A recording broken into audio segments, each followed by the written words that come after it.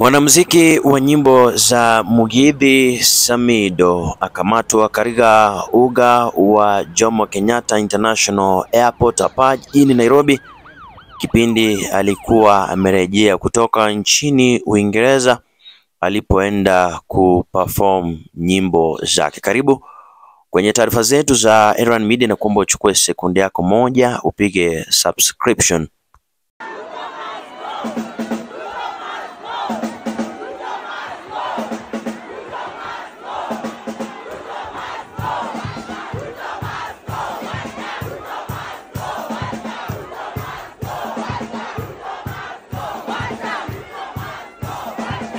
Hapo awali, mtazamaji wangu, huduma ya kitaifa ya polisi NPS ilikuwa imeamuru kukamatwa kwa mwanamuziki huyo Samuel Mchoki, ambaye pia ni afisa wa polisi katika kitengo cha kupambana na wizi wa mifugo huko Gilgil. NPS pia ilitangaza kusimamishwa kwa mshahara wa Samido, kidai kuwa alikuwa hayupo kazini kwa zaidi ya siku 10.